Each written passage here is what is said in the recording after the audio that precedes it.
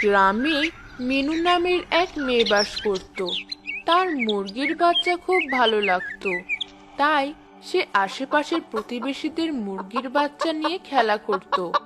একদিন মিনু পাশের বাড়ির একটি মুরগির বাচ্চা নিয়ে খেলছিল। এমন সময় সেটি মিনুর হাতে আঘাত পায় এবং মারা যায়। ওহ, আমি এটা কি করলাম? এত সুন্দর বাচ্চাটা আমার কারণে মারা গেল। মিনু কান্না করতে লাগলো। মুরগির বাচ্চার মালিক রাহুল সেটা দেখে ফেলে এবং মিনুর কৃষক বাবার কাছে আসে। শোনো, তোমার মেয়ে আমার মুরগির বাচ্চা মেরে ফেলেছে। তোমরা কি তাকে কোনো সভ্যতা শেখাও না যে অন্যের পোষা প্রাণী ক্ষতি করে? আজ আমি তোমাকে সাবধান করে দিচ্ছি, এরপরে যেন কখনো আর তোমার মেয়েকে আমার মুরগির বাচ্চা নিয়ে খেলতে না দেখি। আমি আসলে খুবই দুঃখিত, আমি আমার মেয়েকে সতর্ক করে দেব।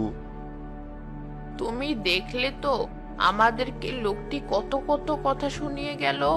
তোমার মেয়ের জন্য আজ আমাদের এত অপমান হতে হলো।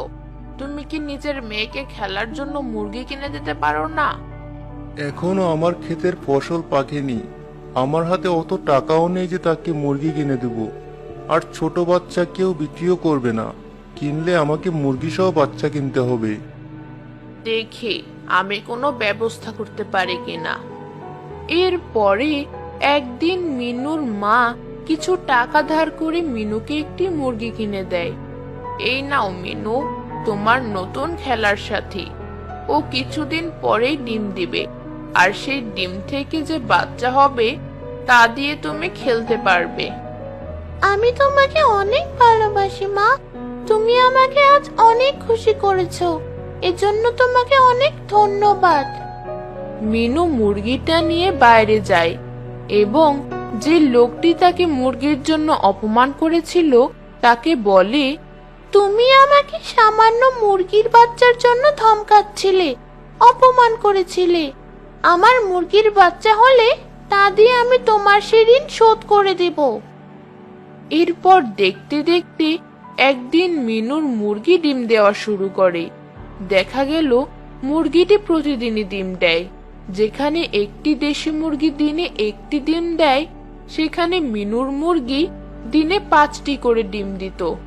বাহ, আমাদের মুরগি তো বেশ আশ্চর্যজনক। আশা করি আমরা এর ডিম বিক্রি করে বেশ আয় করতে পারবো। এরপর প্রতিদিন মিনু তার মুরগির ডিম বিক্রি করতে লাগলো।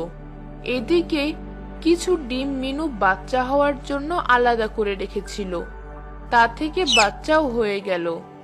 মিনু একটি বাচ্চা নিয়ে ওই রাহুলের বাড়ি গেল, যে মিনুর বাবাকে অপমান করেছিল। এই নাও তোমার মুরগি, বলেছিলাম না ফিরিয়ে দেব। আর আমি তোমার মতো ছোট লোক না যে সামান্য একটা বাচ্চার জন্য কারো বাবা মায়ের কাছে গিয়ে অপমান করে আসব। তুমি একটা ছোট লোক, অসভ্য মানুষ। এটা বলেই মিনু চলে আসে।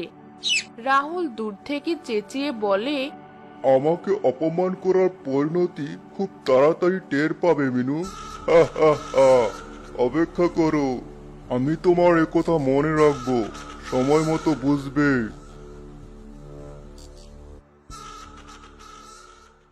দেখতে দেখতে মুরগির বাচ্চাগুলো অল্প দিনে বেশ বড় হয়ে গেল, আর কিছু মুরগি ডিম দিতে শুরু করলো। ডিম বিক্রির টাকায় মিনুদের অভাব অনেকটা কমে গেল। এটা দেখে রাহুলের খুব হিংসে হলো।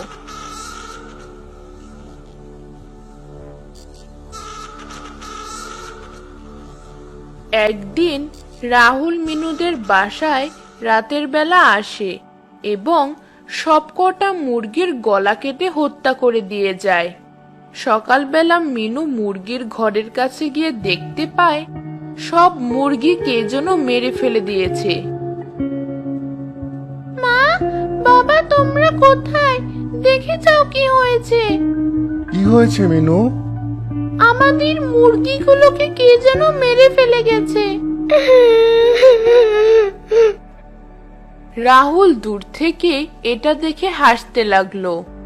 মুরগিগুলোর মরে যাওয়া দেখে বাবা মাথায় হাত দিয়ে বসে পড়লেন। আমাদের কে এমন সর্বনাশ করে দিল? আমরা অভাবের মাঝে একটু সুখ দেখতে পেয়েছিলাম, কিন্তু তাও কারো সহ্য হলো না।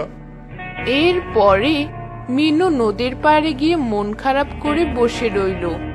খানিকক্ষণ পরে মন আরো খারাপ হয়ে কান্না করতে লাগলো। মিনুর কান্না শুনে নদী থেকে এক জলপরি উঠে এলো। ছোট্ট খুকি, কান্না করছো কেন? কি হয়েছে? আমাকে খুলে বলো। এরপর মিনু তাকে সব ঘটনা খুলে বলে। এটা তো কোনো বড় সমস্যাই না। তোমার কাছে এটা সাধারণ, কিন্তু আমার হৃদয় ভেঙে গেছে। আমার বাবার আয় বন্ধ হয়ে গিয়েছে। ও, এই কথা? কোনো ব্যাপার না, আমি তোমার সমস্যার সমাধান করে দিচ্ছি। এটা বলে পরে শূন্যে হাত পাতল।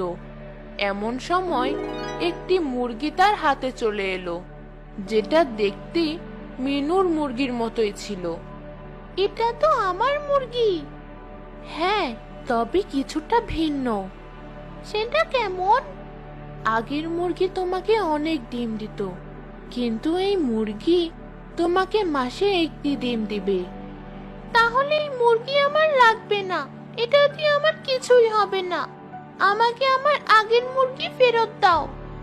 আমার পুরো কথা শোনো, এটা 1 মাসে একটি ডিম দিবে, কিন্তু ডিমটি হবে স্বর্ণের, যেটি বিক্রি করে তোমরা অনেক ধনী হয়ে যাবে। সত্যি বলছো? আমার বাবা মা অনেক খুশি হবে এটা দেখলে। তোমাকে অনেক ধন্যবাদ পরি। আমি চাই তাহলে। ঠিক আছে, তবে মুরগিকে ঘরের বাইরে বের করবে না। এরপর মিনু জাদুর মুরগি নিয়ে বাড়ি যায়, আর বাবা মা সোনার ডিমওয়ালা মুরগি দেখে চমকে ওঠে। মিনুর বাবা সোনার ডিম বিক্রি করে অনেক টাকা পায়। তাদের অভাব চলে যায়। রাহুল এটা দেখে ফেলে এবং খোঁজ নিয়ে সব জেনেও ফেলে। এই মুরগিটা যেভাবেই হোক আমার চাই, আমি তাদের চেয়ে আরো বড় লোক হব। এটা ভেবে একদিন রাতের বেলা রাহুল মিনুর ঘরে মুরগি চুরি করতে যায় এবং মুরগিকে ধরে বাইরে আনার চেষ্টা করে, কিন্তু সে জানতো না যে এটা কোনো সাধারণ মুরগি না, এটা একটা জাদুর মুরগি। মুরগিটির খুবই রাগ হয় রাহুলের উপর এবং সে দেখতে দেখতে অনেক বড় হয়ে যায় এবং রাহুলকে খেয়ে ফেলে।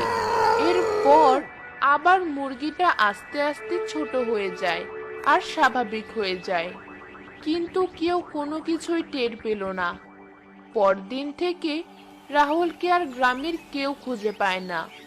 লোকমুখে শোনা যায় রাহুলকে রাতের বেলা বাইরের ভূতেরা মেরে ফেলেছে।